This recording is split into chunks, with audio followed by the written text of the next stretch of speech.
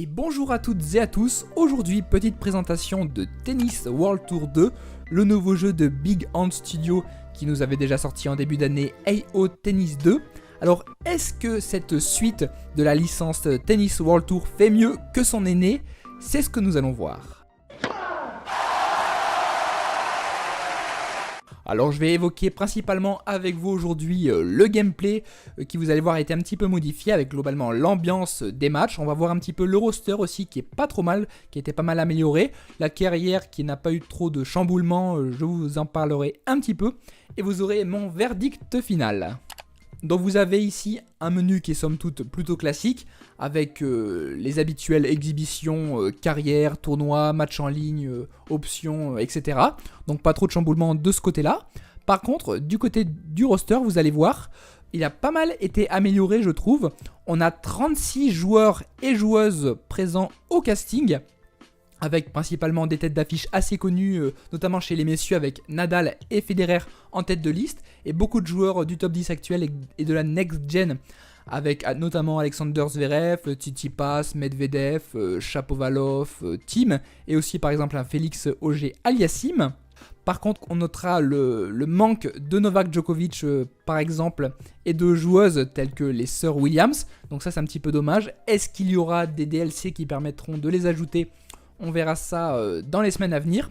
A noter par ailleurs qu'il y a 2 joueurs rétro, mais qui sont seulement disponibles pour ceux qui auront précommandé le jeu. C'est Gustavo Kuerten, le Guga brésilien, ainsi que Marat Safin, la brute russe, qui jouait il y a de ça une quinzaine d'années. Donc c'est assez intéressant. Malheureusement, il n'y a plus les Agassi et McEnroe qu'il y avait dans l'édition précédente. Donc bon, peut-être qu'ils seront rajoutés, on ne sait pas encore. Donc vous voyez qu'au niveau de la modélisation des joueurs, c'est somme toute plutôt pas mal. En tout cas, c'est ce qui se fait de mieux à l'heure actuelle pour un jeu de tennis. Donc c'est pas encore à hauteur par exemple d'un jeu de basket ou d'un jeu de foot. Mais on les reconnaît à peu près tous, donc c'est plutôt pas mal. Bon, il y aura quelques petits ratés, notamment par exemple avec Alexander Zverev.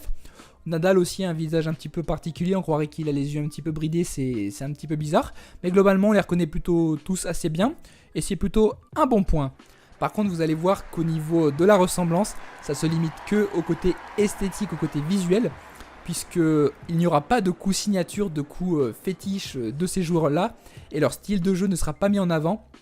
Par exemple, pour ce qui est de Federer, qui a un jeu très offensif, avec beaucoup de variations, que ce soit des slices, côté revers, et un jeu qui lui permet de monter souvent au filet. Ça se ressentira pas forcément en match, donc ça c'est un petit peu dommage, mais vous allez le voir pendant les échanges. Donc là du coup vous avez un match qui oppose Rafael Nadal à Roger Federer sur le châtrier de Roland Garros. Donc pour ce qui est des surfaces, on a les cours de Roland Garros avec notamment le châtrier, le Langlaine et le cours Simone Mathieu qui est tout récent. On aura aussi le central de Madrid ainsi que le cours sur gazon de Halle. Après le reste ce sera des cours non officiels. Donc on aura les cours les plus connus de l'Open d'Australie ou de l'US Open, mais ils ne seront pas sous licence officielle. Donc, bon, c'est un petit peu dommage. A noter qu'il n'y aura pas forcément beaucoup de différence entre les surfaces et qu'une terre battue qui est censée être plus lente avec un rebond plus haut en comparaison au gazon qui serait censé être plus rapide avec un rebond plus bas, ce ne sera pas forcément retranscrit dans le jeu, sachant que les cours aussi, les joueurs sur les cours ont tendance à un petit peu trop glisser. Donc c'est là aussi un peu dommage. Sachant que paradoxalement les glissades sur terre battue ne sont pas très bien faites. Donc vous voyez il y a quand même pas mal de petits points dans les détails à améliorer. Donc vous voyez au niveau des matchs, les échanges sont un petit peu plus dynamiques qu'avant. Et ils ont implémenté 2 nouveautés au niveau du gameplay. C'est tout d'abord au niveau du service, où vous aurez pour servir une sorte de petit arc de cercle où il faudra avoir le bon timing pour appuyer sur le bouton. Puis lorsque le joueur lancera sa balle en l'air, il faudra rappuyer. Lorsque la balle sera au plus haut en l'air, ce sera symbolisé par un petit rond. Il faudra appuyer à ce moment-là pour que le joueur imprime le maximum de puissance.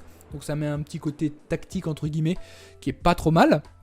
Mais le gros point qu'ils ont implémenté cette année et qui manquait vraiment au précédent jeu, c'est les timings. Puisque comme son aîné Top Spin 4, il faudra appuyer au bon moment sur la touche pour faire le coup parfait. Donc si vous appuyez trop tard ou trop tôt, il y a de fortes chances que vous faisiez une faute. Donc ça donne un côté simulation, un côté assez poussé au niveau du gameplay. Par contre les timings sont vraiment tendus, ils sont un petit peu plus durs encore que dans Top Spin 4, donc ce sera pas étonnant, surtout au début, de faire pas mal de fautes. Donc ça c'est un petit peu dommage, ça peut être parfois un petit peu trop difficile pour ceux qui débutent. Mais on aura toujours le système de coups forts, de coups faibles, en fonction du moment où on appuie sur le bouton. Si on reste le doigt plus longtemps appuyé sur le bouton, on imprimera un coup un peu plus puissant. On pourra toujours orienter ses coups et faire différents coups, slicer, lifter. Donc ça c'est toujours sympa. Par ailleurs, le jeu au filet n'a pas beaucoup été amélioré et il est souvent difficile de conclure les points au filet de bonne façon, sachant que les animations ne sont pas géniales. Donc elles ont été un petit peu améliorées par rapport au précédent opus, les animations.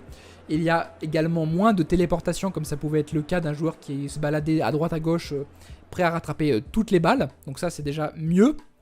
Mais comme je vous l'ai dit, il n'y a aucun coup signature qui ressemble aux joueurs. Bon, par exemple, vous avez Rafael Nadal qui fait de temps en temps des coups droit lasso, donc ça c'est assez bien. On reconnaît aussi ses petits tics au service où il se remet le caleçon en place. Mais par contre, les coups ne ressemblent pas aux joueurs actuels.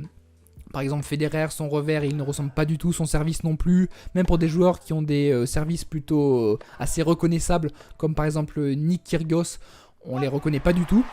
Et après le jeu manquera aussi un petit peu d'équilibre, dans le sens où les amortis seront plutôt faciles à faire, donc ce qui vous permettra de gagner des points assez rapidement.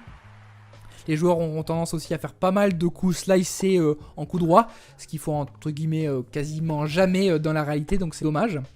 Par ailleurs, pour ce qui est de la bande sonore, du sound design, c'est un petit peu mieux qu'avant. Le public est un petit peu plus présent au cours des échanges. Les bruits de balles sont également un peu mieux. On note également quelques cris reconnaissables des joueurs, donc ça c'est intéressant. Il n'y aura plus Guy Forget qui nous assurait quelques commentaires pendant les échanges, qui étaient certes pas très poussés mais qui avaient le mérite d'être là. Donc ils ont été enlevés. Alors est-ce que c'est mieux, est-ce que c'est moins bien? Ce sera en fonction de chacun, donc à vous de juger.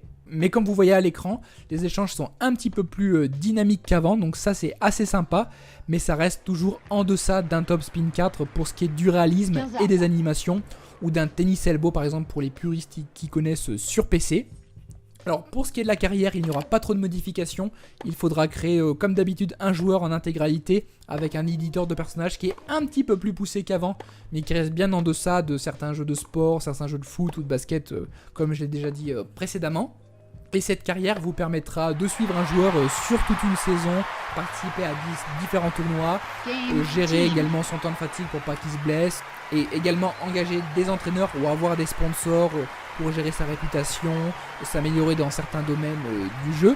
Donc ça c'est intéressant, mais après ça reste assez classique, il n'y a pas beaucoup de nouveautés. On aurait par exemple aimé, pourquoi pas, un mode carrière un petit peu scénarisé, par exemple avec des petites cutscenes, des petites cinématiques, ça aurait pourquoi pas donner un côté un peu plus réaliste, ce qui aurait été intéressant. Et le petit point négatif aussi qu'on note dans cette carrière, c'est qu'on a tendance à trop rapidement arriver au sommet de la hiérarchie mondiale. En une saison, on est capable de passer à top 10 voire top 5 mondial, donc ça peut être assez léger, et donc la carrière de ce fait peut être assez courte. Donc globalement, si je devais résumer ce Tennis World Tour 2, c'est bien, en tout cas c'est beaucoup mieux que le précédent opus. Après, ça n'arrive pas à la cheville d'un Top Spin 4 qui reste toujours la référence presque 10 ans après, ce qui est bien dommage.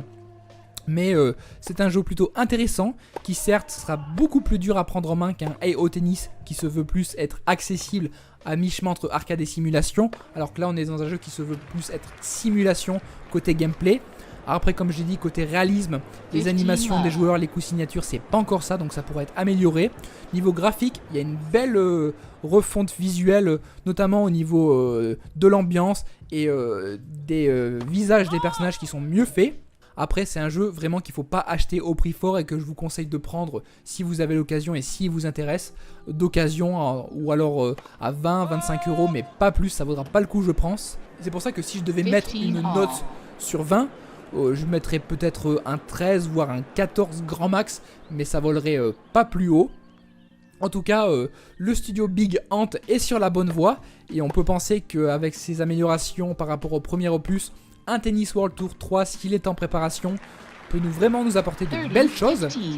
Sachant qu'aussi, je ne l'ai pas dit, mais il y a des petites choses qui ont été rajoutées sympas, comme le fait qu'il y ait maintenant le challenge, le Hawkeye pour les puristes, donc qui vous permet de contester la décision des arbitres et de voir la trace de la balle sur le court, donc ça c'est assez rigolo, ça donne une petite dose de réalisme supplémentaire de ce côté-là. Et dernier petit point côté gameplay avant de vous quitter, c'est concernant les cartes. Donc c'est un système qui avait été mis en place dans le premier jeu et qui donnait un petit côté stratégie, un petit côté RPG entre guillemets. Et en fait ces cartes vous permettaient à un moment précis dans le match de les activer et ça vous octroyait un bonus, par exemple un service plus rapide, être plus concentré, avoir une meilleure endurance, faire un coup gagnant, des choses comme ça. Donc ça donnait un petit côté tactique.